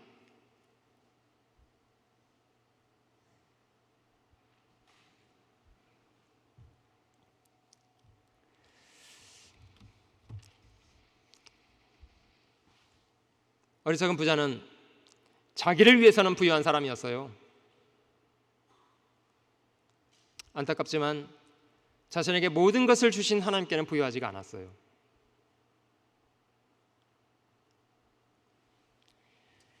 이사야 5장에 하나님이 이스라엘을 심판하실 때요, 그들의 상태를 설명하시면서 그들이 자기 연회에는 수금과 비파와 소고와 처와 온갖 포도주를 갖추어 놓고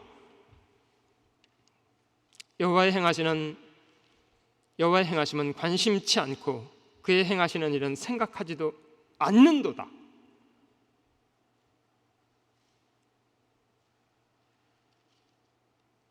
자기를 위한 일을 온갖 것에 아무것도 자제하지 않아요.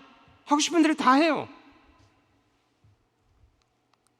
근데 정작 하나님의 일에는 관심이 없고 그것이 심판의 이유가 됐습니다. 이 부자 이야기 아니에요? 자기를 위해서는 재물을 열심히 쌓아두었는데 하나님께 대해서 아무 관심이 없어요.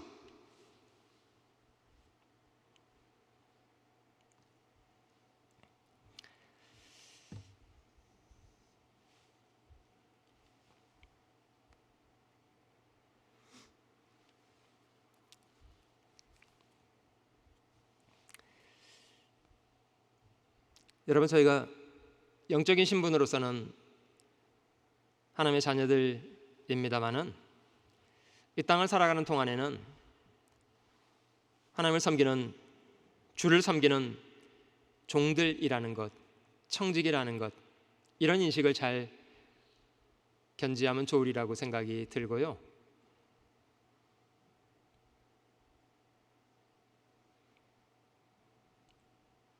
돈에 대한 집착, 돈에 대한 과한 신뢰, 이런 거는 마음속에 좀 정돈하시면 좋으리라고 생각합니다. 히브리서 13장 말씀에 돈을 사랑치 말고 있는 바를 어떻게 하랍니까? 족한 줄 알으래요. 여러분, 이 말을 잘못 이해해서 뭐 일하지 말라 이런 뜻은 아니고요. 열심히 일해요. 열심히 일해서 돈 버세요. 성경 돈을 사랑하지 말라고 했지 뭐 일하지 말라고 한 게 아니에요. 돈을 사랑치 말고 있는 바를 족한 줄 알라. 하나님 말씀하시기를 내가 과연 너희를 떠나지 아니하고 너희를 버리지 아니하리라. 전능자가 약속을 하세요. 아버지가 되신 분께서. 주는 나를 돕는 자시니 내가 두려워 아니하겠노라. 사람이 내게 어찌하리요.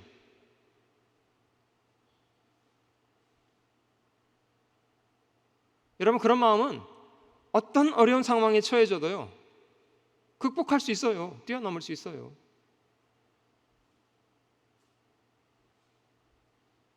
하나님이 때로 저희를 빈궁에 처하게 하실 때도 있는 거고요, 부요에 처하게 하실 때도 있는 거죠. 요셉이 애굽을 치려는 사람이 된 이후에도 뭐 걸어다니고 그렇게 하진 않았을 거 아니에요. 총리인데.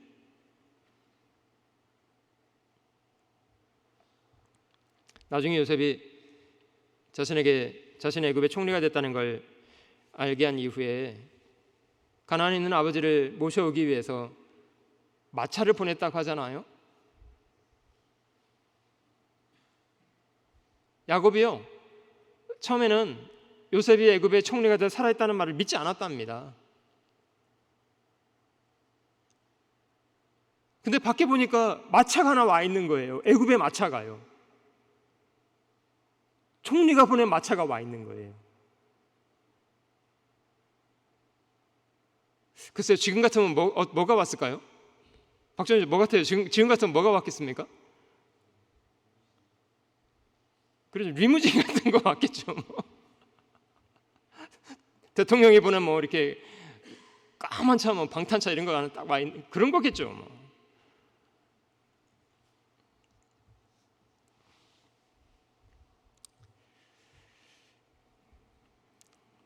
여호와는 나의 목자시다. 나는 부족하지 않다. 하나님으로 만족하고 살아가는 것을 많이 배우셔야 됩니다. 누가 말했는데 많이 동감이 되는데요, 그 삶의 만족은 단순성에 있다. 너무 복잡하게 막 쌓아놓고 그거 지키려고 막 짐 빼면서 살지 마세요. 그냥 안 쌓아도 괜찮아요. 살아요. 그냥 조금 불편하게 살면 되는 겁니다.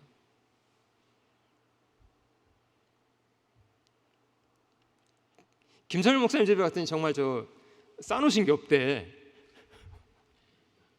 팬트리를 열었는데 그냥 헝 하더라고요. 아무것도 없더라고요. 아, 그렇구나. 아주 단순하게 사시더라고요. 족한 줄 배우는 것 참 중요한 공부라고 생각합니다. 디모데전서 6장 이 말씀 찾아볼게요. 디모데전서 6장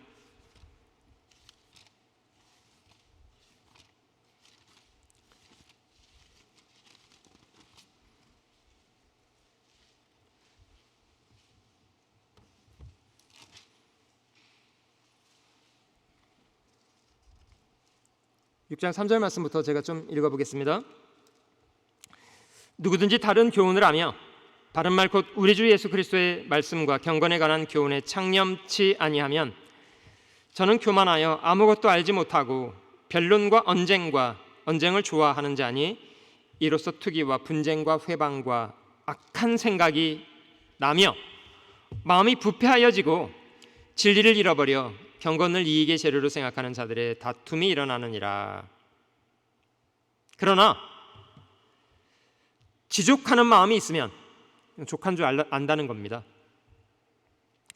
지족하는 마음이 있으면 경건이 큰 이익이 되느니라.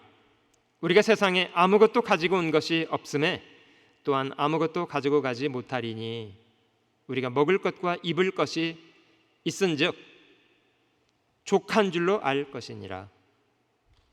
부활이 하는 자들은 시험과 올무와 여러 가지 어리석고 해로운 정욕에 떨어지나니 곧 사람으로 침륜과 멸망에 빠지게 하는 것이라.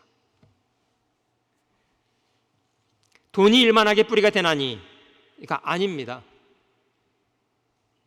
돈 자체가 아니고요, 돈을 사랑하는 마음이요. 돈을 사랑함이 일만하게 뿌리가 되나니 이것을 사모하는 자들이 미혹을 받아 믿음에서 떠나 많은 근심으로서 자기를 찔렀도다. 지족하는 마음이 있어야 합니다. 가산이 적어도 하나님을 경외하고 살아가는 것이 훨씬 좋은 거예요.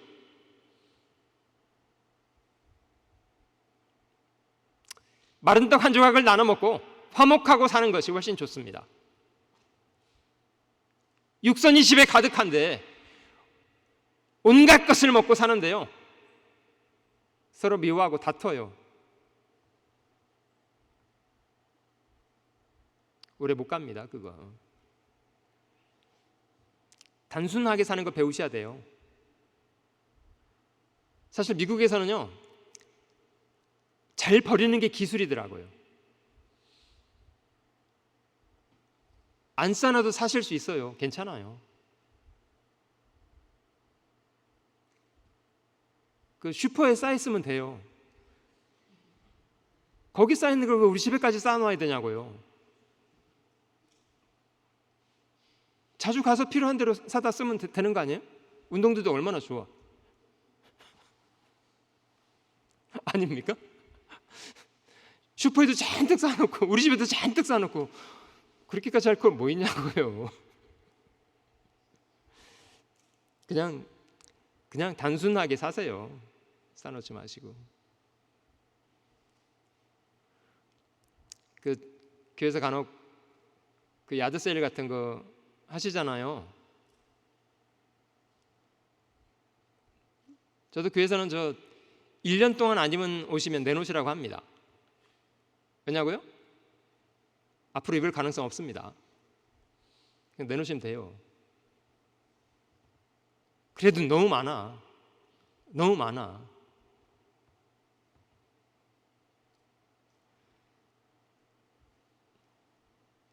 제 아내랑 저는 야드세일 단골 고객인데요, 감사패를 주려고 하시더라고요. 저희 자매들이 하는 얘기가 있어요. 야드세일 이렇게 물건 내놓고 이제 서로 그 네이버들한테 물건 팔기 전에 저희끼리 먼저 한번 하잖아요. 그 다들 이렇게 이제 걸치고 오셔서는 이거 뭐 가라지 패션이라고 또 이렇게 하시더라고요. 야드세일 패션이라고.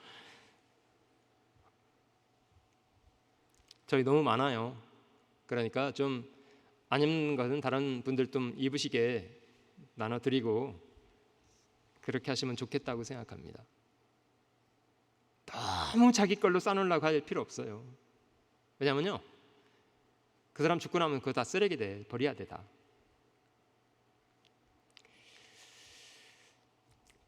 저에게 주어진 기회를, 과연 이런 기회를 주신 하나님이 선하게 여기실 만한 것에 좀 빨리빨리 사용할 수 있도록 하면 좋겠다고 생각합니다. 재산은 쌓아놓는 것이 목적이 아니에요. 자기를 위해서 쌓아놓는 것이 목적이 아니라요, 하나님이 선히 여기시는 것에 잘 활용하는 것이 목적입니다. 17절로 넘어가 볼게요. 디모데전서 6장 17절. 네가 이 세대의 부한 자들을 명하여 마음을 높이지 말고 정함이 없는 재물에 소망을 두지 말고 오직 우리에게 모든 것을 후히 주사 누리게 하시는 하나님께 두며, 소망을 재물에 두고 살지 말고 하나님께 두고 살래요. 선한 일을 행하고 선한 사업에 부하고 나눠주기를 좋아하며 동정하는 자가 되게 하라. 아마 저희가 이런 일 잘 실천하면 사람들에게 마음을 많이 얻고 복음을 전하는데도 힘 있는 사람이 되리라고 생각합니다. 이것이 장래에 자기를 위하여 좋은 터를 쌓아 참된 생명을 취하는 것이니라. 형제 궁핍함이 있으면요, 좀 과감하게 좀 도와주세요. 재물 있다고 말하면서 형제의 궁핍함을 보고도 그 도와줄 마음을 막는다면 그게 무슨 사랑이냐. 말과 혀로만 하지 말고 행함과 진실함으로.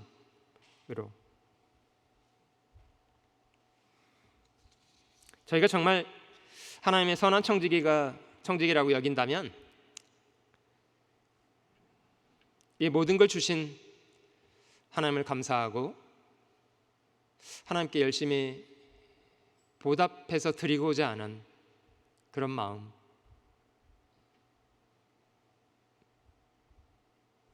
그것이 하나님과 건강한 관계를 잘 유지하는 핵심적인 비결이라고 생각합니다. 돈에 마음이 묶여 있는 사람은요, 하나님과 건강한 관계 속에 살기가 쉽지 않습니다.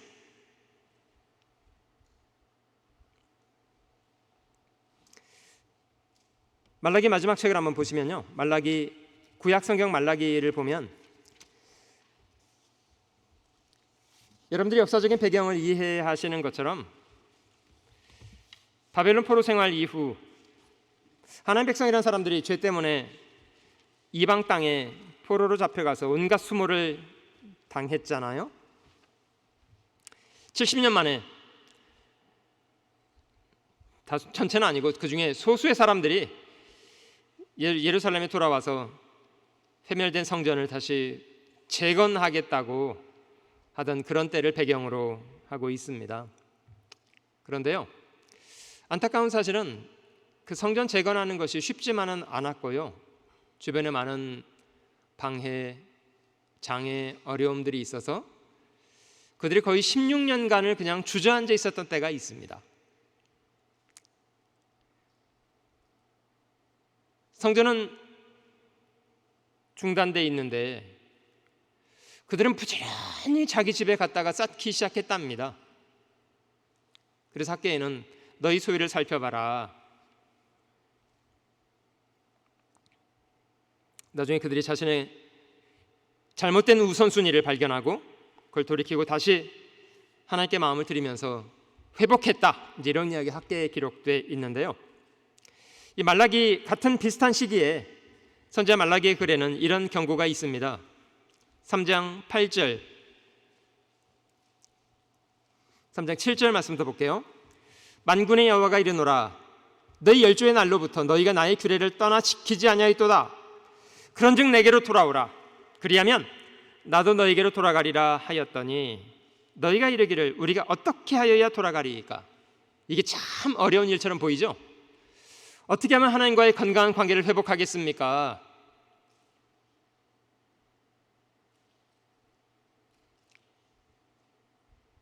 지금 이 사람들은 문제가요, 돈 때문이었어요. 8절, 사람이 어찌 하나님의 것을 도적질하겠느냐.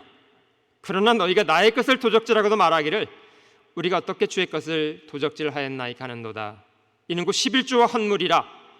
너희 곧 온 나라가 나의 것을 도적질하였으므로 너희가 저주를 받았느니라. 결과적으로 하나님이 그들을 축복할 수 없는 상태로 그들은 스스로 자신들을 만들었습니다. 여러분, 저희도 어려운 상황을 가지고 핑계하거나 변명할 수 있죠. 하나님 이렇게 어려운데 어떻게 11조 합니까? 하나님 저 이렇게 어려운데 어떻게 건축원금을 하겠습니까?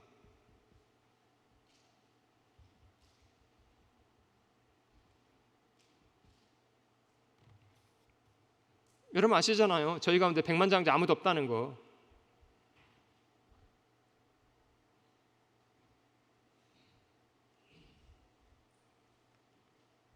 한 사람 한 사람이 자신의 어려운 처지 속에서 마음의 우선순위를 드렸던 것이 이런 집을 함께 누리게 된 거 아닙니까?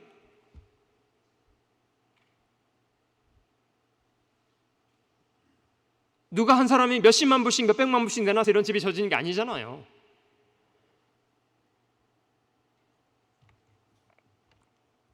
가난한 과부의 두랩돈 같은 그런 돈들이 주님이 받으셔서 이런 집을 선물로 저에게 주신 거 아니에요? 그게 맞는 거 아닙니까?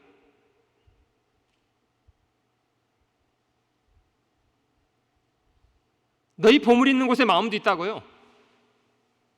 사실 사람의 마음은 자신이 귀하게 여기는 것 쪽으로 갑니다.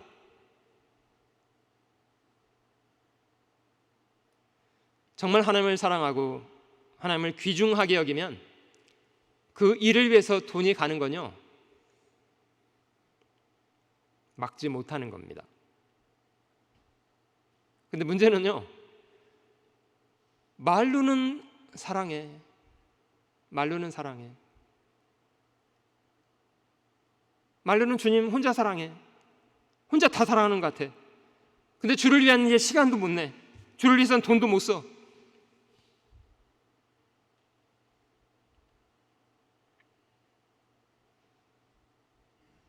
주님 뭐라고 할 것 같습니까?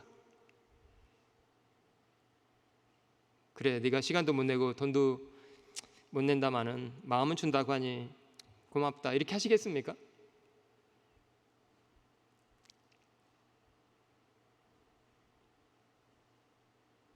성경 말씀하시기를 이 백성이 입술로는 나를 가까이 한다마는 마음은 내게서 멀도다.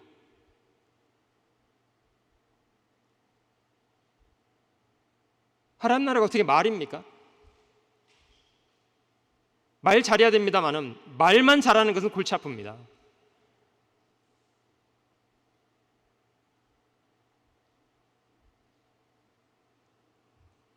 가장이라는 사람이 가족을 위해서 아무 희생 안 해. 가족을 부양하는 것도 없고 수고도 안 하고 희생도 안 하고, 근데 가족을 사랑한대. 늘 말로만. 그럼 가족이 그 아버지의 사랑을 감사하게 여기겠습니까?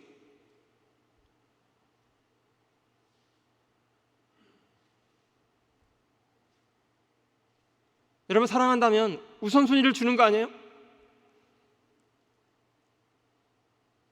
하나님이 죄인이었던 저희를 건지겠다고 자기 독생자를 죽입니까?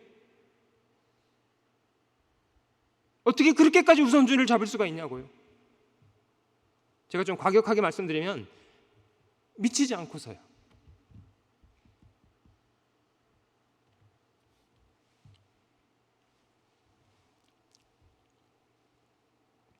하나님은 저희를 그렇게 사랑하셔서 구원하셨는데 저희는 하나님 앞에 참 인색하고 게으르다, 이거는 참 마땅치가 않다.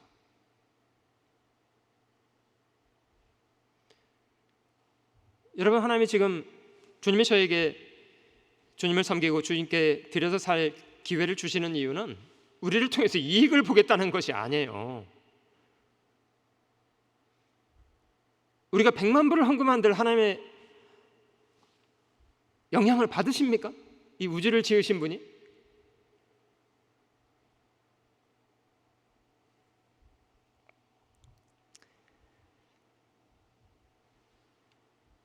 우리가 하나님 앞에 그런 무거운 사랑을 받은 사람들이라면 하나님은 저희가 하나님을 사랑할 수 있는 길을 열어두신 거예요. 우리도 그렇게 주님을 사랑해서 섬길 수 있도록. 그거는 기회입니다. 잠언 3장에는 네 재물과 네 소산물의 처음 익은 열매로 여호와를 경외하라. 그리하면 네 창고가 가득히 차고 네 집들의 새 포도즙이 넘치리라. 처음이라는 말이 강조되어 있는데요, 우선순위를 주님께 드리는 사람은 주님도 그를 존중하시겠다는 약속이에요. 너희는 먼저 그의 나라와 의를 구하라. 그리하면, 반대로 먼저 그렇게 하지 않는 사람한테는 하나님도 그렇게 하고 싶지 않으시다는 뜻이에요. 하나님도 인격적인 분이시기 때문에요, 우리가 하나님을 더 존중하고 더 경외하고 더 섬기면 하나님도 저희를 더 존중해 주십니다. 나 여호와는 나를 경외하는 자를 나도 그를 존중하고, 나를 존중하는 자는 나도 존중하고, 나를 멸시하는 그 사람은 하나님도 경멸히 여기시겠대요. 하나님이 이스라엘 사람들에게 1년 3차례 예루살렘을 방문할 것을 명령하셨는데요, 무교절, 77절, 초막절 1년 3차례 하나님 앞에 와서 보이되 공수로 여호와께 보이지 말고 각 사람이 내 하나님 여호와의 주신 복을 따라 힘대로 물질을 드릴지니라. 하나님이 궁핍하시기 때문에 사람에게 손 벌려서 요구하시는 분이 아니시잖아요. 사람에게 모든 부여를 주신 하나님은 자신에게 그 모든 일을 행하신 하나님으로서 사람이 존중하고 인정해 주기를 바라시는 분입니다. 하나님, 나에게 이 모든 것을 주셔서 누리게 하시니 하나님께 감사를 드립니다. 말로만 아니고요, 실제로 저희 재물을 가지고.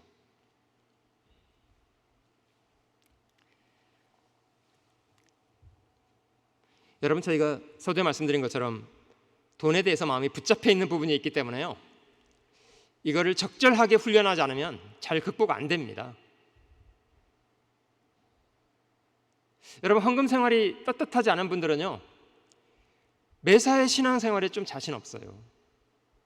약간 패배의식 같은 거 있으시고요, 남들 다 하는데 나는 못한다 뭐 이런 게 있어서요, 붙잡혀 있는 거 있습니다, 마음속에.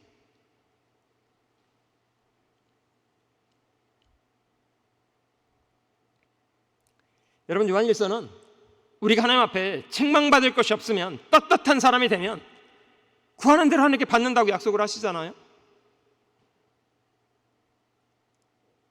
돈에 대해서 하나님 앞에 불의한 것이 있다면 좀 과감하게 정리하세요. 자신을 위한 지출은 좀 줄여야만 하나님께 떳떳한 태도로 드릴 수 있습니다.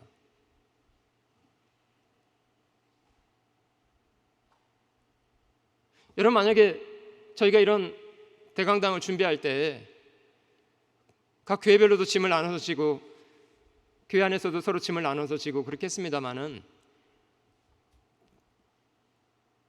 정말 달러 하나 헌금 못한 채로 이 자리에 와서 앉아 있으려면 떳떳하겠습니까?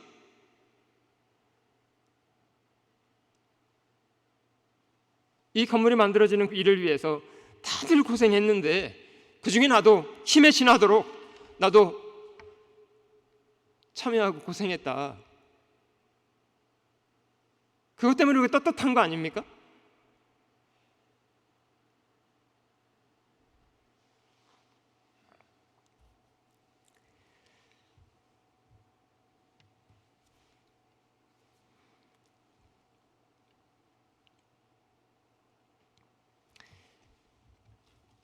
여러분, 저에게 주어진 기회는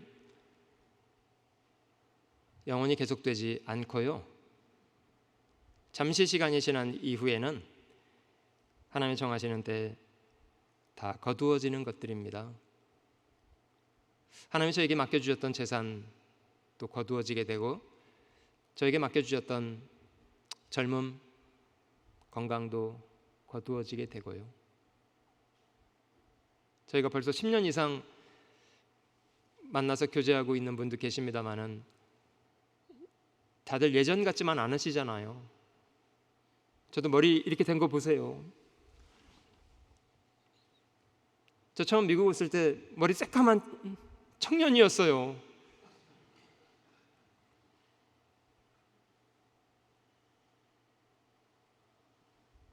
여기 뭐 이제 환갑 넘어가시고 이렇게 연세 드신 분들 계십니다만은 부지런히 쫓아가고 있는 중이더라고요.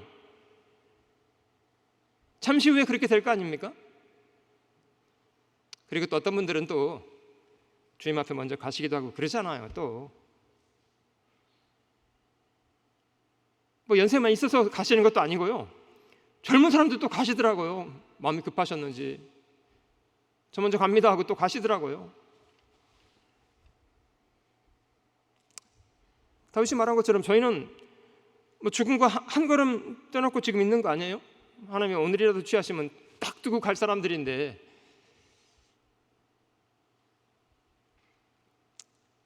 하나님 보시기에 저희 삶이 어떤 평가를 받고 있는가 참 궁금하고요. 많은 분들의 기억 속에 남아있는 장면이라고 생각됩니다만은 스필버그 영화 중에 쉰들러 리스트라는 게 있었잖아요. 영화의 말미에 전쟁이 끝나고 쉰들러가 전범 신분으로 이제 도피를 하는 그런 상황 앞에서 자신의 숨겨 생명을 보존해 주었던 유대인들과 마지막 작별 인사를 하는 그런 장면 기억나세요? 쉰들러가 자기 집사 앞에서 많이 울부짖더라고요. 뭐 이 빼찌면 두 사람을 더 살렸을 텐데 뭐 이런 얘기 하잖아요.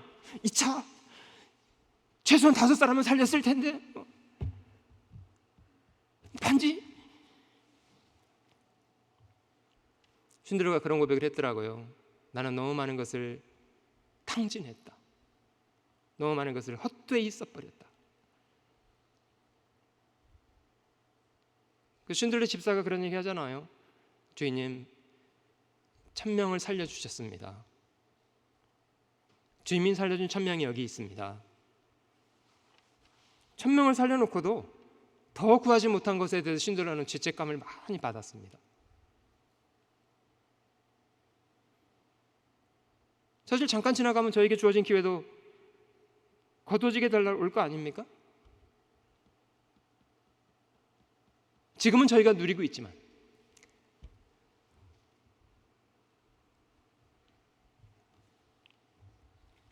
어리석은 사람은 기회가 거둬지고 나서 뒤늦게 그 가치를 발견하고 후회하는 사람이고요.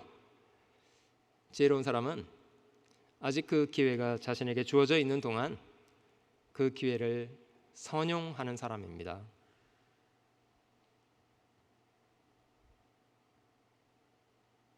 여러분들의 선택이라고 믿습니다.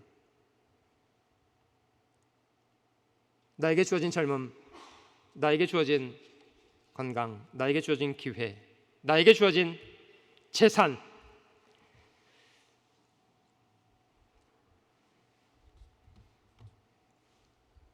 주님께 드리는 걸 많이 훈련하셔야 합니다.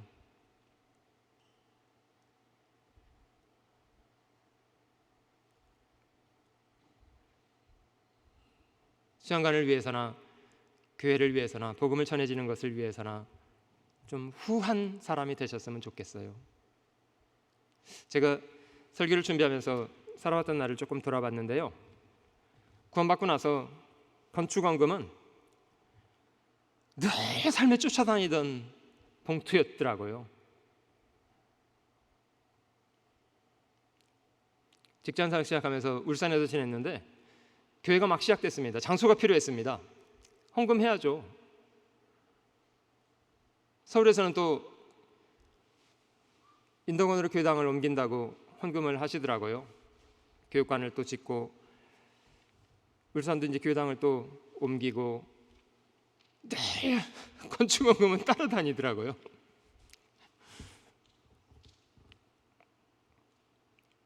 저는 이제 이거 끝나면 다 끝날라나 이렇게 생각을 했던 적도 있었는데요.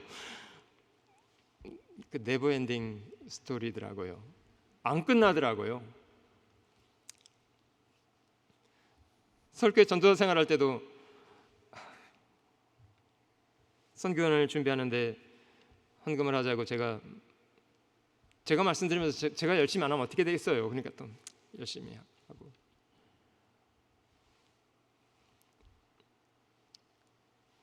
어떤 교회 다니면서 갔는데 교회당을 쥐어야 되겠더라고요.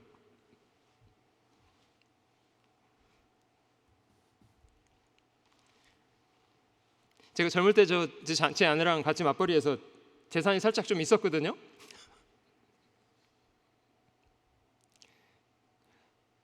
근데 시간이 지나가니까 재산이 굳어지더라고요. 영원한 걸로. 제가 만약에 그 재산을 그냥 주머니에 넣고 있었으면 뭐 이 사람 저 사람 손 벌려서 다 없어졌을 텐데, 제가 주님께 드리는 걸 일찍 태워서 영원한 것으로 많이 굳혔습니다. 그냥 주님께 드리는 걸 훈련하기 위해서 하는 거다. 훈련이다. 가난한 과부가 두렙돈을 드렸던 것처럼 늘 마음을 주님께 드리면서, 주님께 드리기 때문에 좀 자신을 위해서는 고단한 삶을 살고 사는 거예요. 그걸 주님께 드리지 않았더라면 자기를 위해서, 자기 기쁨을 위해서, 자기 욕망을 위해서 쓸 수 있었던 것들일 텐데, 주님께 드렸기 때문에 쓸 게 없어서 건전하게 사는 겁니다. 축복이라고 생각하지 않으세요? 너무 역설인가 이거? 저는 역설 아니라고 생각합니다. 저희가 하나님 앞에 가게 되는 날 분명히 발견하게 될 것 같아요. 이건 역설이 아니다. 이거는 영원한 것을 위한 투자다.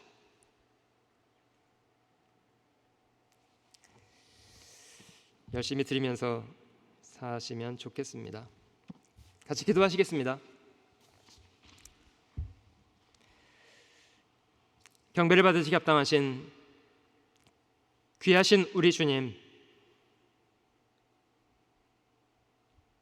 자신을 버려 저희를 구원해 주시고 하나님의 자녀로 삼아 주시고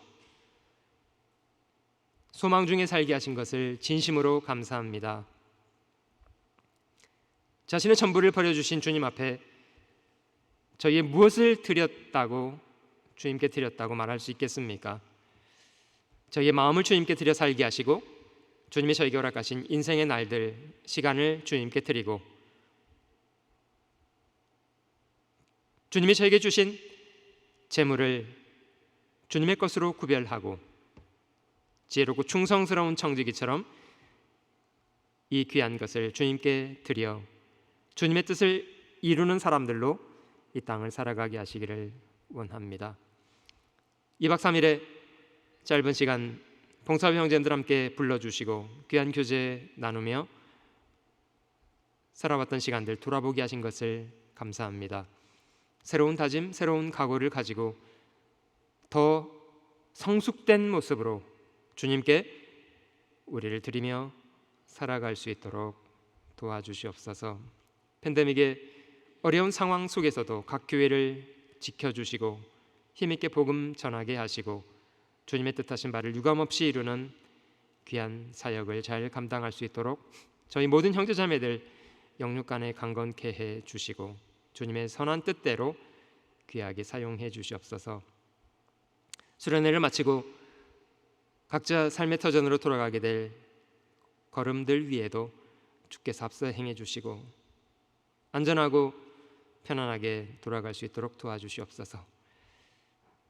베푸신 모든 은혜 귀한 사랑 감사드리며 언제나 변함없이 저희를 사랑하시는 우리 구주 예수님의 귀하신 이름으로 기도드립니다. 아멘. 감사합니다.